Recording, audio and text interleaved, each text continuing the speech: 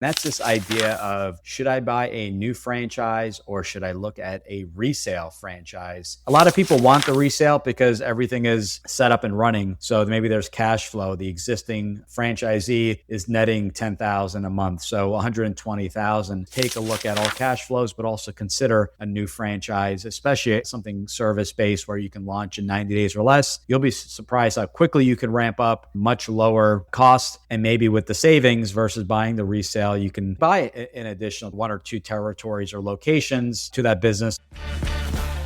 Welcome to the Franchise Freedom Podcast, where you can escape the corporate trap through franchise ownership. Here's your host, Giuseppe Grammatico, the Franchise Guide.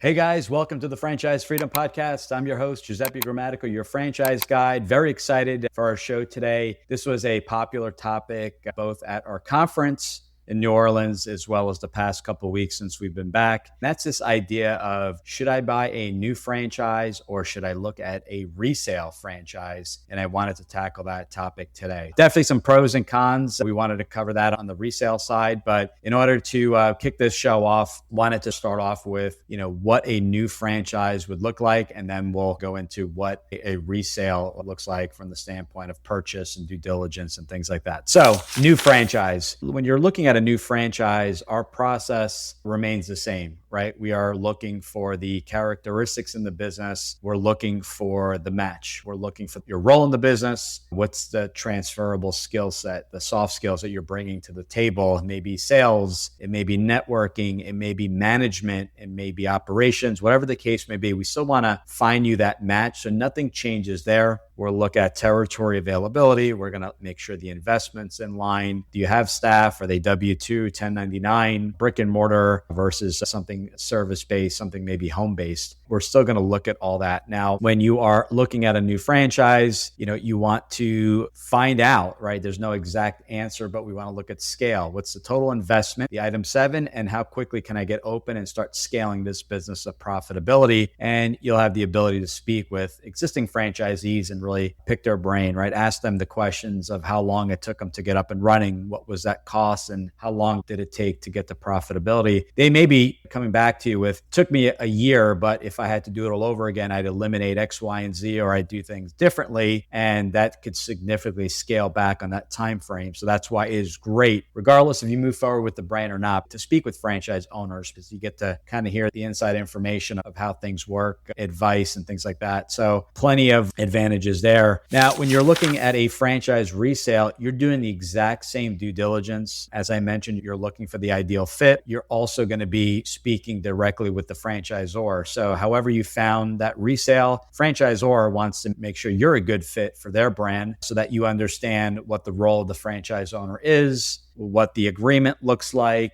what you get from a support standpoint for the royalty. Nothing changes there. You're still getting approved by the franchisor. Now, when looking at a resale, I'll be honest, they're very hard to find good franchise resales. Simply put, it's usually the existing franchisees that are buying and selling to one another is a common theme. I am not saying you can't find a franchise resale online, but typically franchise owners looking to sell, something has come up, they are getting a divorce or having to move or retiring, they're going to naturally go back and speak with the neighboring franchisees. And that way you have some major advantages. Number one is that you don't have to pay a broker fee in order to sell the business. And number two, the learning curve for the person buying the business is going to be minimal, getting them up to speed with your staff and if there are any opportunity issues, that kind of deal. But for the most part, they already know the business because they're running their own territory or their own location. There's some advantages. But again, in order to get access to a lot of these resales, you're going to have to be an existing franchisee,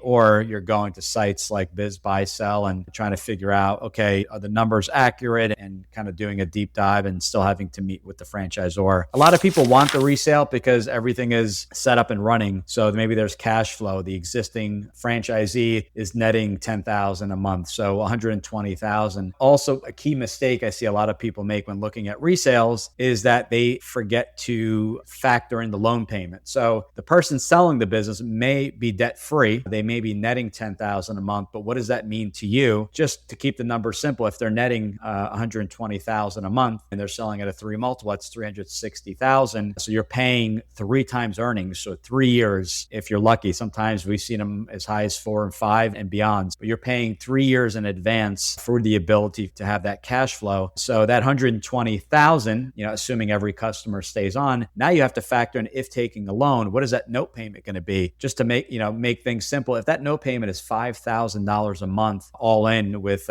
interest, your cash flow is not $120,000. It's only $60,000 because you're factoring in the loan that you had, the previous owner didn't have. Maybe they had originally, but they had paid it off. That 120 net ends up being less because you have your note. So you have to factor that in. You want to make sure it's something that works specifically for you on a $60,000 estimate of what you may be pulling out, assuming every customer stays on, but also assuming no growth. Things to consider, and that is one of the major areas that I see being missed, is the buyer thinks they're going to get the exact cash flow, forgetting about the loan, or assuming that the owner had a loan. And they may have a loan as well, but you want to factor in the numbers for you between interest rates, what you have to put down as a down payment, making sure you have those cash reserves. Hey guys, thanks for listening. I hope you're enjoying the show. As a thank you for being a valued listener, wanted to offer you a free copy of my book, Franchise Freedom.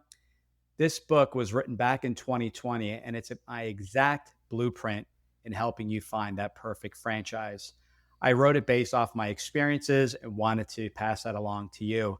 Want to chat today? You can book a call directly on our website, top right side of that screen, and you can schedule a 20-minute call. We'll dive into if a franchise is a good fit, help you get qualified, and figure out what that perfect franchise match may be. So I hope you take me up on my offer. Once again, Franchise Freedom. Download the book today for free, or book a call with me directly, and we'll help you bypass all that information you find online. Most importantly, figuring out if a franchise is the right fit, and then figuring out what that perfect franchise looks like. So thanks again for listening to the show, and back to the show. All right, so we're going back to resales. What are the other things you have to consider when looking at a franchise resale? What is the state of the business? My staff, are they going to stay on? Are they happy with the business? Are they disgruntled? What's the situation with the staff? And is there anything that needs to be fixed there? Your clients, your customers, depending on what business line you're in, what are your Google reviews, social media reviews? You want to take a look at that. Are there any outstanding jobs where maybe money was taken, a deposit, or maybe paid in full and not completed? What does the community think of that business? Because if the business is being sold and that previous owner did not do a good job in the community, or it left a bad taste in people's mouths, or something happened, some negative PR, you're going to have to factor that in, because that's going to be really taking a step back and approaching this as, hey, this is under new management and we've made some changes, and it's going to require you, which you would do anyway, but really spending time calling every customer, and equally as important, every past customer, letting them know that you're the new owner, if there's anything you can do, how to get their business back, how to continue with the services. So these are things to really consider. But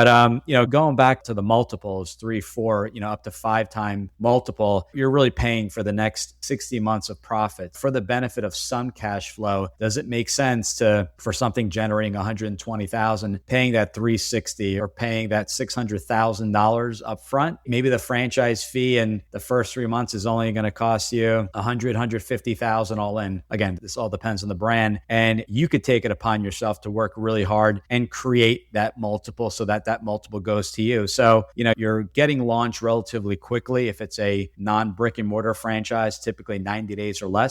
So the ramp up, just like, you're going to need some ramp up with an existing business, you're going to have to go to training. You're going to spend a lot longer on due diligence, and half the amount of time you can get up and running with a new franchise, because the due diligence is straightforward. You're not looking at existing books and customers. You're just really meeting with the franchisor and franchisees across the system. So my argument is that you can always launch the business in a quicker time period, start from scratch, start cleaner, and then start generating that multiple on a much lower investment, which means less risk, less out of pocket, a lower monthly payment if you're funding this through the SBA. And why not pay yourself at some point in time? You decide to sell the business in 5 or 10 years, get that 3, 4, 5, whatever that multiple looks like, so that you can pay yourself and make that money while just owning the business, but on the exit. So I challenge everyone to kind of, think about existing cash flow and realistically, what does that look like from a pure cash flow after a loan payment? What does it really look like? What type of premium are you paying? Is it worth to pay for the next 3, 4, 5 years in advance for what the business is doing now? You can make a much lower investment in the business and make it yours, clean slate, and not have to deal with any outstanding headaches, so that you can ramp up that business and sell it for whatever multiple is appropriate for your industry, length of time in business, and the amount of volume, because you want to obviously be showing some growth year over year while having those systems in place, so you're not in the business full time, or, as they jokingly say, working 100 hours a week. Those are some things to consider. So think about that next time you're looking at a resale. I will say I spent years and years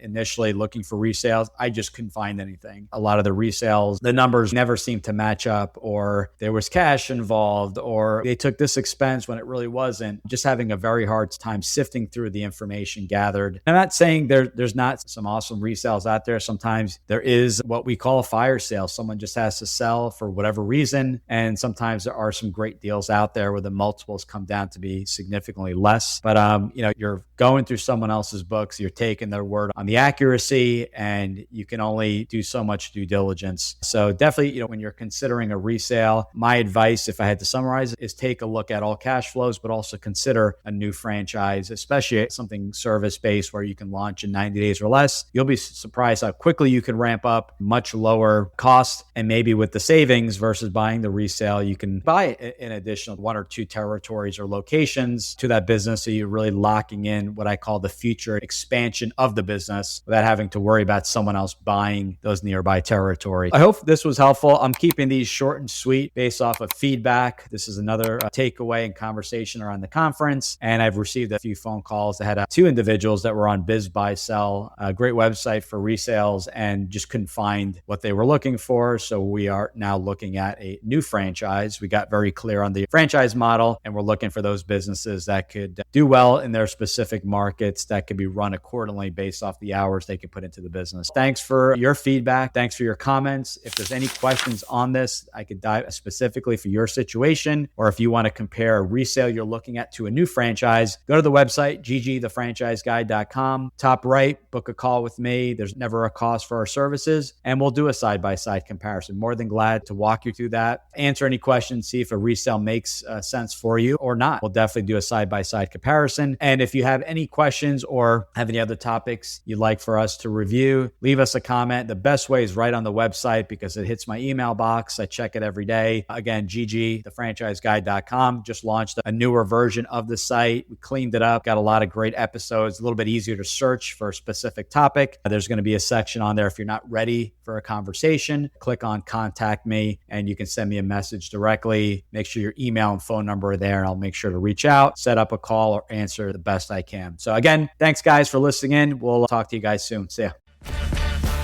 Thanks for tuning in. If you want to learn how to make the transition from corporate to owning your franchise, join Giuseppe on the next episode. You can also follow on all social media platforms and achieve financial and time freedom today.